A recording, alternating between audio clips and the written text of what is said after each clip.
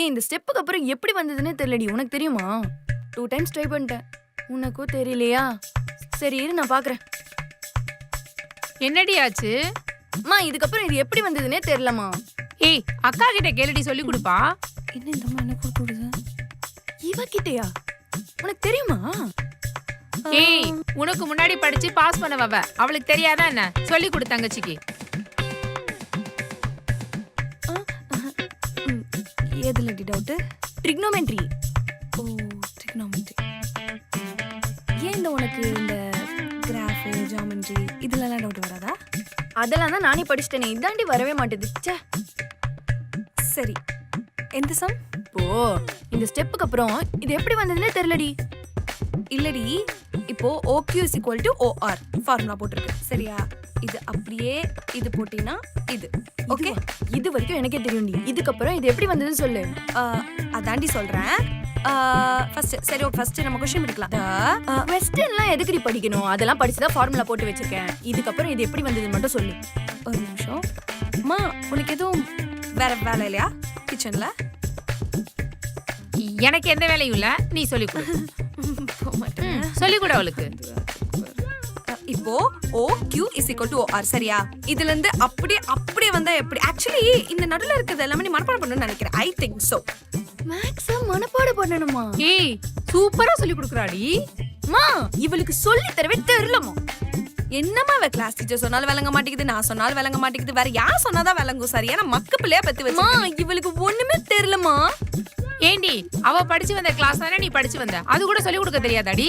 மா இவ எல்லாமே பிட் அடிச்சுதாமா பாஸ் ஆயிருக்கா. உன்கிட்ட போய் கேட்டேன் பாரு, என்ன சொல்லணும்? நானே படிச்சுக்கிறேன். எல்லாமே பிட்டு தான் அடிச்சியா? படிக்கவே இல்லையா நீ? அட என்னடி உனக்கு மூளை இருக்கா இல்லையா? நான் எப்படி அப்புறம் 10th முடிச்சு 11th வந்திருப்பேன் சொல்லு. ஓ ஆமால. கொஞ்சமாவது திங்க் பண்ணு. அப்புறம் ரொம்ப சின்ன பிள்ளை பேச்சு கேட்டு என்ன நம்பாம இருக்காது. நெக்ஸ்ட் ஏதாவது கேட்ட போறா ஓடிடலாம்.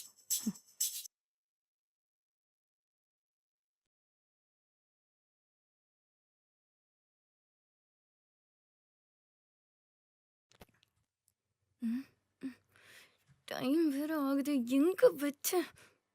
என் எக்ஸாம் பேட் பாத்தியா? இல்ல. என் exam pad long size note காணும். பாத்தியா இல்லையா? எனக்கு என்ன வேற வேலை இல்லையா? நான் தான் பார்க்கலன்னு சொல்றேன்ல. அப்படியே படிச்சு கிழிக்கிற மாதிரி தான். அப்படியே ஒண்ணு படிக்கிற மாதிரி நடிச்சு சீனை போடுவேன். இல்லைன்னா எல்லாத்தையும் மாட்டி விட்டுட்டு இருப்பேன். என்ன தேவையில்லாம பேசாத. பாத்தியா இல்லையான்னு மட்டும் சொல்லு. அதெல்லாம் பார்க்கலன்னு சொல்றேன்ல. என்ன எக்ஸாம் பேட் தேடிட்டு இருக்கியே? அதுல ஏதாவது பிட் ஏதாவது எழுதி வச்சிருக்கியா? பிட் அடிக்கிறதுலாம் உன் வேலை, என் வேலை இல்ல. நான்லாம் படிச்சுதான் பாஸ் ஆவேன். உன்கிட்ட போய் கேட்ட மாதிரி.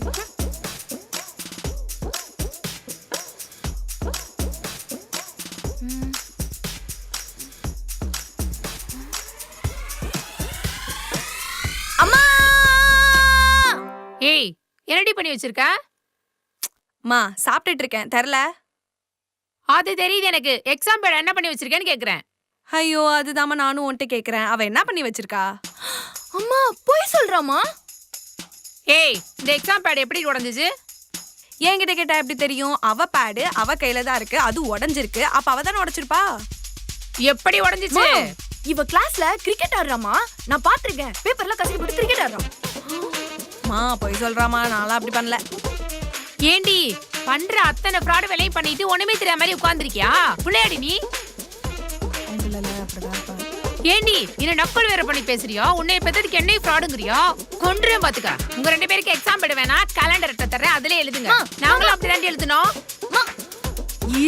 உன்னாலதான்